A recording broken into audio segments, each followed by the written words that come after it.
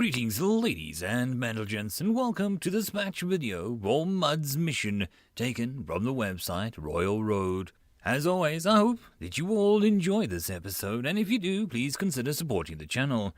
Also, all of these episodes will be available as a podcast on the various different podcast platforms. All the links will be down below. Chapter 53, Master's Masterpiece. 5 figures sat in comfortable chairs around the large wooden table. The lodger shifted uncomfortably in his seat as the slightly overweight and mousy man read the report. Looking up at twitchy colleagues, Guy sat down the paper and turned his face to him. "Ghoul, I know you aren't happy about how things are being run this year, but it's not like we can just refuse the royal family, and the infrastructure they provided will..." Guy's speech was cut short as a large man slammed a hand on the table, startling awake the dozing priest on the opposite side of the table. "I know that, but this is all wrong. Shutting down the dungeon early for some stupid tournament, and exhausting people needlessly days before the wave. What the hell is the king thinking?" The captain of the guard, a voluptuous mage in purple robe, grinned at the association's leader's discomposure. "Hey, isn't that treason? Maybe I should arrest you." Thagi Ghoul rounded on the guard captain. "This is no time for your jokes. That thing's going to be a disaster if I can't manage it properly, and now I need to waste hours tomorrow proctoring this farce of a tournament, all so that the first prince can show off." Mayor Fellow nodded slowly. "Indeed, this is about the first prince. Ghoul, you have a lot of clout, but setting up a contest for the sword in such a unique way has already annoyed people in high positions." Fellow wrapped his fingers against the table and slowed his voice to get to the point across. "You will run the tournament how they want you to, or things will go very badly for all of us. But worst of all, you. You understand that, right?" Thagi Ghoul let out an animalistic snarl for a moment, but regained his control a moment later. Turning away, he waved his hand dismissively. "I won't do anything stupid, but I'm worried about the town." Breaking the uncomfortable silence that followed, the corpulent merchant Goldtooth leaned forward. "Speaking of the sword contest, has anybody heard from Sithlan lately? In case he chooses to ditch the whole event, we should probably get the sword early, as insurance." Mayor Fellow looked at the lethargic merchant sadly. Ever since his grandson had gone missing, he wasn't his usual self. His niece is staying with him now, a feisty young woman. At the very least, he should send her with the thing. We don't need to worry. The head of the schools perked up with the new information. "A niece? I hadn't heard of this. How old is she?" Fellow rubbed his chin in thought. "Late teen years? I think she's out of school already, Mrs. Bloodhammer." "His younger nephew is also staying with him, though," Thagi Ghoul added distractedly, staring off into the distance. "Weird kid, probably around 10 years old." Mrs. Bloodhammer's eye sharpened. "And Sithla didn't inform me. Does he have a death wish?" The woman leaned back and steepled her fingers. Once this wave nonsense is over, I'll need to pay him a visit and rectify the situation." A slight shiver ran through Fallow's spine. Although Mrs. Bloodhammer was certainly not the most powerful or influential person on the council, she was in some ways the scariest. Having long since settled back into the slouching position, the head priest of the Church of the Venerable Gnostics drifted back to sleep. Unfortunately, it seemed that time did not be spent efficiently in the human city until the tournament began tomorrow. According to what information Mud had gleaned, the day after the tournament would be focused on establishing defenses and finalizing plans for the wave. The day after that was with the wave itself. Mud considered these options. Grinding for experience was unlikely to be a wise use of time, unless it managed to find a kobold nest. There was no sources of Tier 2 experience readily available in the woods. The dungeon closing was extremely regrettable. If Mud had known about it ahead of time, it would have focused more on gaining experience, or perhaps it wouldn't have left at all. For now, Mud decided to head home. There was one path to power that it had not yet fully explored. Upon hearing that they would return to the mansion, Jabrax was ecstatic. "Finally! I had to finish my project halfway done. It's super unsatisfying. Kept nagging at the back of my mind." As they traveled west past the city walls and entered the slums, the demon looked to the side and smiled. There, rising from the rooftops from the far north, was a twisting black column of smoke. Jabrax's face twisted into a cruel smile. "Good job, kid." Once they'd reached the woods, Jabrax flew at full speed back towards the house, not waiting for Mud. A short time later, swinging through the trees, Mud followed her into the domain and swiftly arrived at the basement, where she continued her strange ministrations on the scrawny human. When Mud itself arrived at the home, he travelled in a particular shelf on the second floor. There, sitting exactly where the golem had placed it, stood the gleaming silver sword. Embedded along with a handle were dozens of large, flawless gemstones, masterfully cut. Etched into the blade were runes, words of power engraved by the master. Although Mud was no expert in runecraft, the golem recognized many symbols as the same kind subtly imprinted into its own body. Unfortunately, Almanac provided very little information on the artifact. Best match, Ego Sword. Construct, Ego Sword, a masterfully crafted sword imbued by the enchanter with a soul. Before, Mud had merely considered it an item, a weapon, and one which was not willing to risk using. Mud had no skill with a sword, and there was a high risk of losing or damaging the item if taken into combat. However, the training dummies on the blacksmith had given new insight. Despite not having a soul, these machines could act almost independently. Rather than a mere weapon, this Ego Sword could be an ally. According to the poster in town, this item should have a soul. If it could be reasoned with, perhaps it could be persuaded to protect itself. The deciding factor was that even if the sword was not used in the wave, it would still be at risk due to the contest. Mud reached up one muddy hand and grasped the sword handle and held it aloft. Nothing happened immediately, so Mud attempted a few awkward swings. Still, no reaction came from the weapon. Not giving up, Mud moved on to its next idea, imprinting mind mana with the concept of controlling senses. Mud sent a message to the weapon. "You are currently in danger. My goal is to protect you. If you assist me in combat, then I will make you stronger and protect you." No reply came. "There is a contest with you as the prize. If you do not become my ally, others may take you." Again, nothing. There were few reasons this might be happening. Perhaps the sword did not understand language, or there was a specific method for using an Ego Sword. That seemed unlikely, however, because the overall design seemed extremely similar to Mud's own. Perhaps it simply did not care if it was taken by others. In many ways, this weapon was extremely similar to Mud. It was too much, however, to assume that it had the same goals. Mud decided to try a tactic that would work on itself when it was first constructed. A direct order. Although Mud was not a human or a demi-human, it was worth a try. There was no certainty that this weapon was given the same orders or in the same phrasing as Mud was. "Accept me as your master. Do as I command. Become my weapon." Finally, something changed. End of chapter. Chapter 54. Mastering the Masterpiece. One enduring mystery of the Akashic Record is the lack of segregation in its accessibility. All circumstantial evidence points towards the record being designed by humans and for humans. Why then can all known forms of life access it? Indeed, research has found that even mundane plant life can technically access the record, despite lacking the mental faculties to actually do so. While it certainly seems odd to grant access to grass, even more confounding is the access granted to enemies of humanity. Although pre-record history of the world is hazy in many areas, it is clear that goblins, predatory beasts, and even vermin like rats, cockroaches became much more dangerous after year zero. Why would the human empire ever intentionally empower goblins and rats?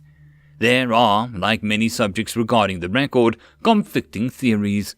Some believe that the humans of the ancient empire were simply generous to the point of self-destruction, but that seems unlikely. A more popular theory is that it was an unintentional result from some blunder in the spellwork. Perhaps the designers of the grand art intended to connect all life to the record in order to spy on them with no intention to grant full access. Or perhaps the aspect of the spell designed to limit it to only humans was sabotaged by a third party. If this inexplicable property of the record is indeed a result of a flaw in the spellwork, it may tie into another enduring mystery of the ancient empire. Perhaps that same flaw or third-party meddler was responsible for all traces of this civilization vanishing, save for the record itself. Of course, that is merely speculation built on speculation. If it was true, though, it raises some unsettling questions. What other flaws of the record have gone yet unnoticed, and who would meddle in such magic, and for what purpose? Excerpt from the History of the Akashic Records. After Mud sent a direct order to the Ego Sword, it finally responded. At least, in a sense, within the golem's soul, a tether formed binding the weapon to Mud. In contrast to the heavy pressure that bound Mud to the demon Jibrax, this connection felt more delicate and ephemeral. Although Mud had ordered it to do so, this connection had formed because the sword had chosen to comply, and not because it was forced to. Two very different methods of control became very clear in that moment. To control the unwilling with force, as with the demon, or to control the willing with loyalty, as with the sword. With this revelation, the ideal of control became more complete. Skill psionics increased to level 4. Persuade spell obtained. Spell, Persuade, assaults a target's mind to make it more susceptible to suggestion. Overuse of the spell may cause permanent mental degradation. While this was tempting to use the spell on the sword immediately to instill a further loyalty, the risk of mental degradation gave Mud pause. Damaging the mind of the master's possession was not acceptable. Until testing could be done to determine what counts as overuse, casting the spell on the sword or Jibrax would be avoided. Putting the spell aside, Mud refocused on the sword. While it was now under the golem's control, it was of little practical use at the moment. Perhaps Jibrax would be able to wield it proficiently, but she had never made any request for a weapon. In fact, she seemed to take joy in striking down her enemies with her own teeth and claws. If granted the sword, it seemed like she would underutilize it. Mud itself had no interest in wielding a sword, as it was too large and cumbersome. It would make stealth difficult and would get in the way of enveloping strategies. On a deeper level, its soul seemed to cry out against the concept of wielding such an obvious weapon. Becoming a master butler had changed Mud's perspective and opinions on some things. While there was rarely an issue since the class preferences closely aligned with Mud's goals, in this situation, it made wielding the sword directly a non-option as long as term solution. Sword, send me your Akashic record. Remembering its own confusion when it was told to do so by Jibrax, Mud added a moment later in its message, simply will it to happen, and the record will be sent. Immediately after the clarification, the familiar box appeared before Mud. The contents, however, were very different. Name, none. Level 1 Ego Sword, Class none. HP 5 out of 5, SP 100 out of 0, MP 0 out of 100. Spells, none. Skill 1, none. Status effect, none. Although the low level was expected, some aspects of the record immediately struck Mud as odd. Its SP was greatly beyond its maximum value, and it had no mana despite knowing many spells. Another curiosity was the lack of unique skill. According to the information from Jibrax, all living things should have a unique skill, a defining aspect of the soul determined shortly after their birth. Sword, explain to me why you have so much SP and no unique skill. Unfortunately, no reply came. Over the tether between their souls, Mud felt a tinge of regret and failure. This was an emotion familiar to Mud, from the dreaded day when the thick human ate the cracker right in front of it. After vibrating in irritation at the memory, the golem forced itself to refocus on the situation at hand. It seems the sword wanted to follow the order, but was unable to. It could not communicate. That was a problem that would be addressed in the future. If this construct truly did not choose a unique skill, this was a rare opportunity to determine its fate. The longer it experienced the world, the more chances it had to gain some useless unique skill by chance. Even now, its desires may be shaping the skill for communication. Wasting no time, Mud selected the most useful concept that came immediately to mind. Sword, I order you to gain the unique skill which allows you to wield yourself in combat. You will swing yourself and move without aid. Focus your will on that concept until the record announces your new skill. From their link, Mud felt only a subtle feeling of concentration. Remembering the effort of will when it had formed its own dictionary, Mud calmly waited. After a few moments, a feeling of elation and success came through the soul bond. All at once the weight in Mud's hand seemed to vanish. Slowly, Mud released the grip on the blade handle. As its muddy paw fully left the sword, it did not fall to the ground. Although it was shaky and unbalanced, and at times bobbed low on the ground before regaining height, the sword was remaining aloft in its own power. Within its soul, a feeling of pride that comes with a task completed came through to Mud. That too was a feeling that Mud was familiar with. In many ways, Mud saw the sword as a reflection of itself, created by the same person and similar in many profound ways. Even their ages were similar. Although Mud had much more life experience, beyond the orders of master, Mud felt an instinctive desire to protect the sword and to keep it close. What was the sword to Mud? Best match? Sibling. End of chapter. Chapter 55. Mud's Mentoring. For now, Mud decided to name its new sibling the same way that Master had named Mud. My name is Mud Golem, and your name is Ego. We will go out and hunt now, in order to make you stronger. Through the soul bond, Mud felt a flow of excitement and determination, just as Mud had been subtly imparted with the desire to clean up when it was crafted. Perhaps its sibling had been crafted with the desire to kill. A suitable inclination for a tool of death. Although Tier 2 monsters were out of the reach for the time being, the forests around the Sithlar estate held plenty Tier 0 and Tier 1 prey. Grabbing hold of the wobbling sword, Mud made its way out the house. For now, Mud would focus on raising the sword racial level, as there was plenty of time to increase the class in the future. The low level of hit points was also concerning to Mud, and the issue would not like to rectify. As they neared the exit, Mud sent its sword one last instruction. Try to use your skill points. Choose skills that'll let you fight on your own.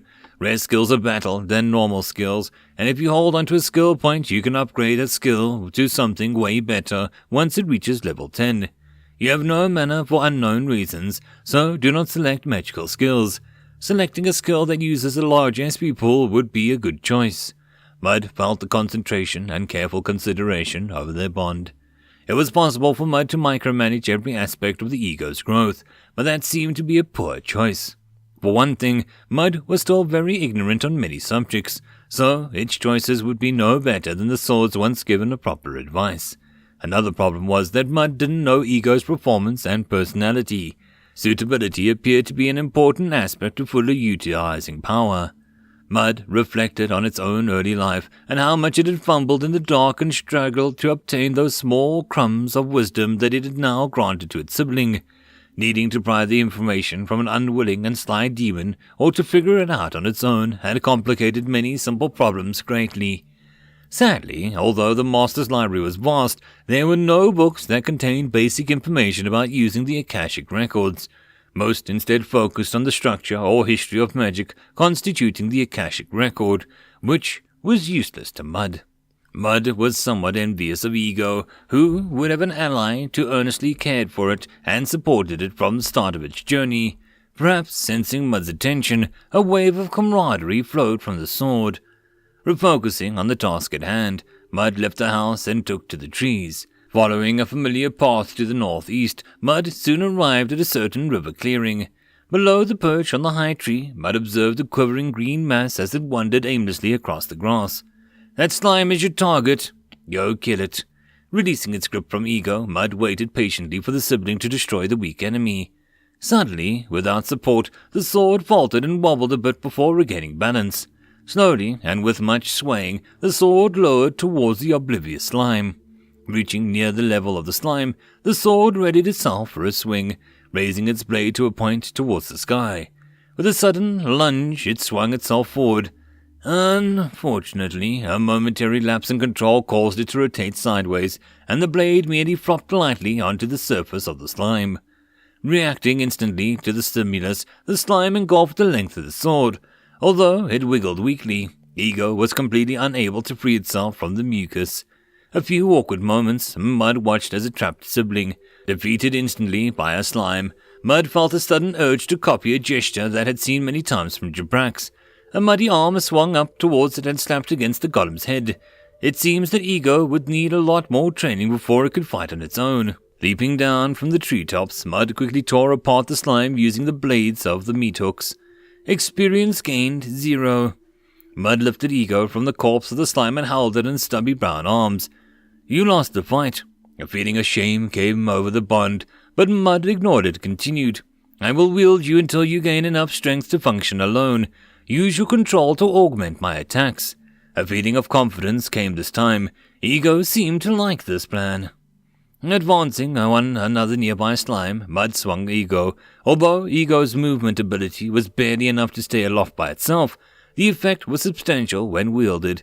Since the weight of the sword had been fully supported, Ego could focus on its movements towards empowering and aiming the blow. Still, using Ego in this way felt extremely unpleasant to Mud.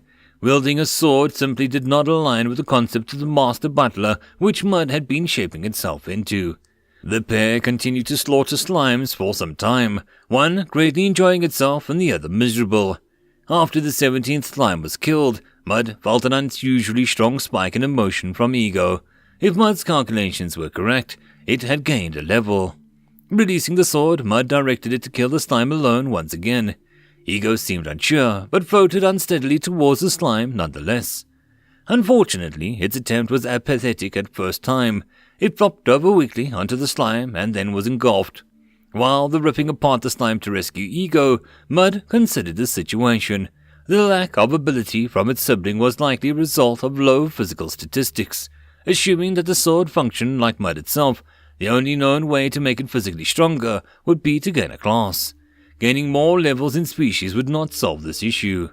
Sheathing Ego by stabbing the length of the blade into its muddy torso, Mud swung through the treetops towards its domain. Ego, send me your record again. I wish to see the results of an hour of training. A moment later, the information appeared to Mud. Name, Ego Golem. Level 2 Ego Sword. Class, None. HP 6 out of 6. SP 119 out of 0. MP 0 out of 120. Spells, None. Unique abilities, Achima. Skills, 0. Levitation Control, 1. Swordsmanship, 3. Teamwork, 1. Siddhi, unique. Status effects, none. End of chapter. Chapter 56. Masterwork Modification. Experiment Log Number 1. Remove soul from blade of typical field grass. Subject grew vibrantly green and begun visibly growing, consuming provided fertilizer at a rapid rate. After approximately 3 minutes, subject released a dense cloud of seeds. Subject died of apparent starvation after consuming all fertilizer. Released seeds were later germinated and produced normal grass. Experiment Log Number 2. Remove soul from mayfly. Subject began crashing rapidly into containment class. Despite the strength of the strikes, subject sustains no damage. At approximately the same time I noticed the lack of expected damage. The subject suddenly collapsed in on itself and died. Possible effects from outside observation? Experiment Log Number 3. Remove soul from mouse. Subject began chewing through containment glass, making rapid progress despite the reinforced glass being too hard to chew through. At this moment I made the observation the subject became unable to penetrate the glass. Subject continued to attempt to escape until expiring several hours later, when I wondered how long the oxygen in the container would last. Experiment Log Number 4. Remove soul from dog. For this experiment I'll attempt to control the subject by carefully controlling my own thoughts and expectations. I believe the subject was unable to break the... Notes recovered from the abandoned laboratory. Unknown author. Mud slid confidently into the association building. On its back was a cross-shaped bundle wrapped in a vibrant pink fabric. The neon pink contrasted sharply with the black on Mud's robe, causing an odd juxtaposition. The dining area was even more crowded than usual, filled with distinctive figures. For the first time, Mud even saw non-sapiens lounging in the area. A large bipedal reptile rested on the ground beside a man with a feather-covered leather harness. At a different table, a massive bear-like creature seemed to be holding a conversation with a human delver while eating from a heaping plate of meat. Although the bar was packed, few were actually making use of the association facilities. Closing the dungeon seemed to have many out of work, and there were no lines impeding the golem's progress to the association employees. Mud decided to approach the old man that he'd spoken to the last time and that he had visited the association. "Oh, hello there, Mud. Delivering more monster bits, are you? Quite a night owl you are." The old man smiled unpleasantly. Mud wondered for a moment why so many old humans were missing teeth. Couldn't they repair the damage with smells? That wasn't important enough to inquire about, though. "I wish to use the class change room." The old man raised his eyebrows. "Oh, did you already hit the limit, or are you just unsatisfied with your choice? What limit do you refer?" The old man stood and walked around the counter. "The latter, then."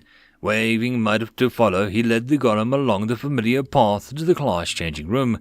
"Classes are like, you use magic, right? You need to understand an ideal form to corrupt your mana. A class like shaping your own soul to ideal shape." Mud listened carefully to the old man's explanation. So far, it matched Mud's intuition of the process.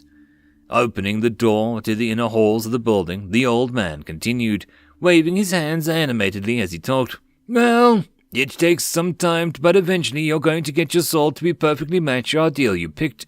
Then what do? Mud considered the scenario. It seemed a long way off for him to truly match his ideal to a version of a master butler, but the idea of perfecting it was certainly not impossible. Extrapolating its current rates of refinement, it would probably take less than 20 levels before it would run out of things to improve. If I run out of ways to improve, I would need to acquire a more complex ideal shape of myself with.